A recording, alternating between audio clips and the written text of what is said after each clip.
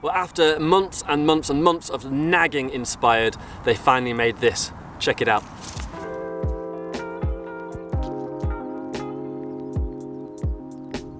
So here you have it, folks. This is a 2018 Inspired Hex. Finally! It's taken a lot of cues from the latest fourplay frame. It's got the same head tube, same tubing profile with the square rear end, same dropouts. The only difference with this frame really over the fourplay is obviously it's the Geo. The tubes are slightly longer where they need to be, and it's had a custom machined yoke just to give a bit more tyre and chainring clearance. And likewise with the fourplay, the same style forks with the tapered steer tube to match the head tube. Geo stays roughly the same as the old Hex. The main difference is the one that I wanted the most was shorter chainstays, from 385 on the old one to 380mm on this one. The other thing I really pestered Inspired about and actually annoyed them quite a bit was the colour choice.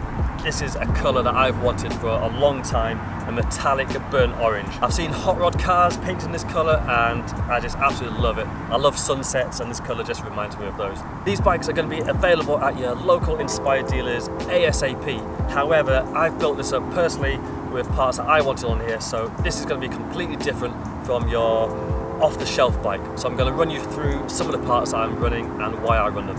First, you may be wondering, why have I got a 26? Why do I want Inspired to redo the Hex? The first bike I had after doing competitions was a prototype Hex from Inspired.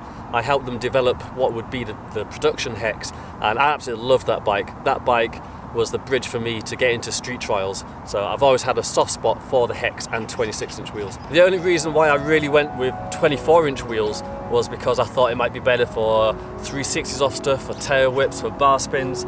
But after, is it 5 years I've had an arcade, I still can't do them. So I can't blame the bike. It's definitely me that's the issue. And to be honest with you, 26-inch actually does quite a lot of things better than 24. For a start, bigger wheels roll better. If you're riding off-road or want to ride rocks, 26 inches is just so much better for that. Every little lump and bump, you just don't notice them, you just roll faster and it just makes a lot of moves more fun. 26-inch wheels also make hooks a lot easier. I'm not too sure what it is, maybe the bigger wheels with the shorter wheelbase, it just almost makes the edge rounder on hooks for some reason, but 26-inch wheels hook way better than smaller wheels. I also find 26-inch taps better, so if you ever do a move where you hit your front wheel against an object to get up onto the back wheel, 26-inch is way better for that. I also find 26-inch gaps and side ops better, so if you're actually doing pure trial stuff, I find 26-inch does that a little bit better than 24-inch. I don't know whether that's a tyre choice, the Geo or what, but I definitely can gap this bike further than I can my arcade. The only bad things about 26-inch is, in theory, the wheels aren't as strong. That's one reason I know why Danny went to 24-inch, was because he was breaking a lot of wheels. However, since then, technology has come on. We've got spank rims on this, which are super strong, and to me, it just doesn't seem like that much of an issue anymore. The other bad thing is, when you're running disc brakes, the longer the spokes, the more flex the spokes have, and the less accurate the bike feels on the back wheel. You can get around this by using plain gauge spokes or just super tight wheels, but it's always going to have a little bit more movement than with smaller wheels like 24 or 20-inch. One other good thing, way more tyre choice, even from just a single brand like Conti. We've got the Race Kings on the front for fast rolling, great for street, great for skate parks, but on the back we've got a De Baron if I want to ride natural, if I want to get extra grip. You just have the choice, which is brilliant.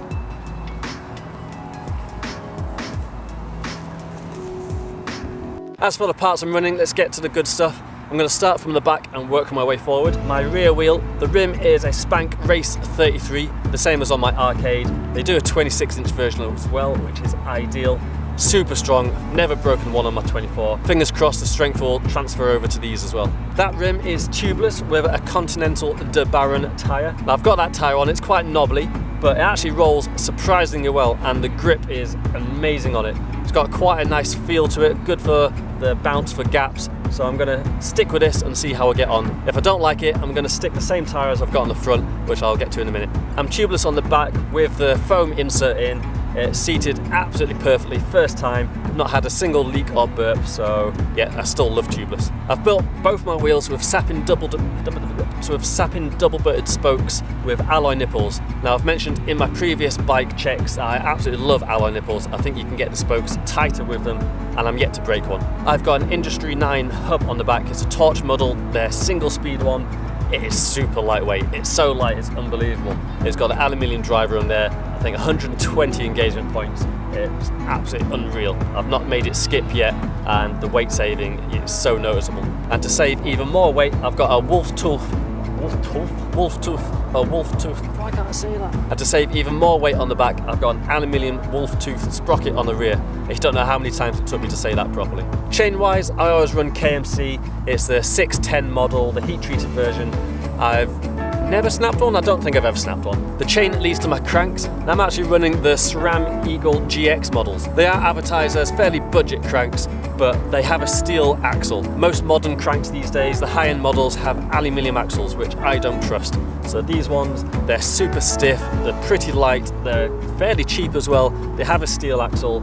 They tick every single box. And to make everything neat, the inspired one-piece sprocket and bash works absolutely perfectly in these cranks as well. Gear ratio wise, I'm currently running a 22 on the front and an 18 on the back. This may change, it's quite a light gearing. For street, I'd perhaps go a little bit harder, maybe a 17 tooth on the back. Bottom bracket wise, I'm just running the SRAM bottom bracket, which matches these cranks. Now, one thing I'm super proud of is my homemade tensioner. I think the inspired tensioner is really cool, but it's still something I'm scared of hitting. We've got dogs over here. Hello. And I'm a weight weenie at heart, so this tensioner weighs next to nothing. It's actually a sheet of titanium I got off eBay. I've bent into shape. It mounts onto the two mounting bolts which the normal tensioner mounts to, and then I got a bit of thermo moldable plastic, which is actually pretty slippery. Attached it on, and the spring tension is amazing. It's lightweight, it's impossible to hit. Even if you do hit the bit that sticks down, it's just going to bend out the way and then bend back again.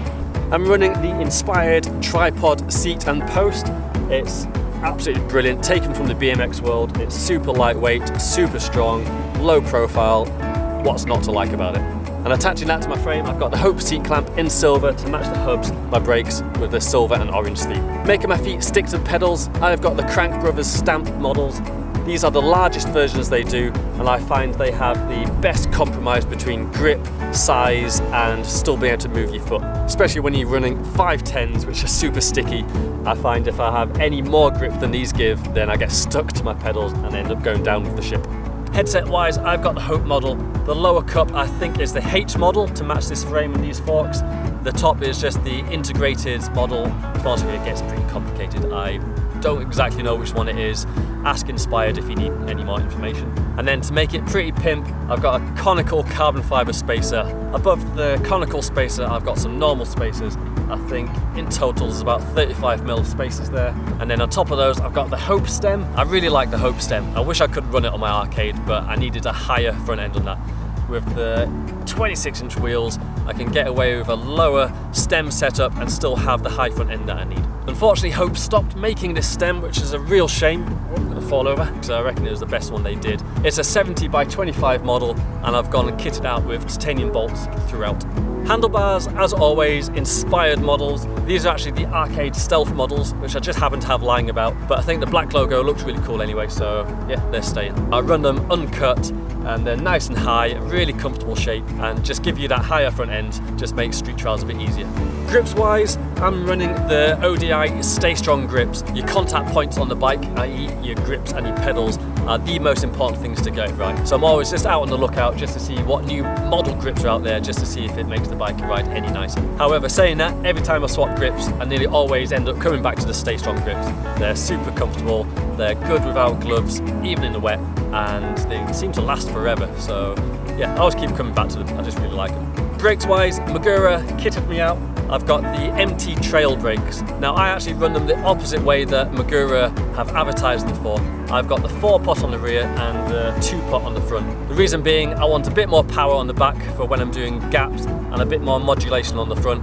plus a bit of weight saving. The rear brake takes 4 pads, and I'm actually running 2 standard pads and 2 sintered pads, just for a bit of modulation and a bit of power when I'm needed it. On the front, I'm running sintered pads just to give a bit more power, and I'm running 200mm rotors front and rear, Magura adapter on the front and a Hope adapter on the back. Now I swapped the lever blades out for some of the Danny's HC3 models. I just find them a bit stiffer, a bit less likely to snap in a crash, and they're pretty damn comfortable as well. To help me with grip without gloves and to keep my fingers warm in winter, I've actually put a bit of heat shrink around the end of the lever blades just to help get that grip and keep them warm. It's all in the details. Now finally, getting to the front wheel, same as the back wheel, I'm running the Spank Race 33 rims onto the Industry 9 torch hubs.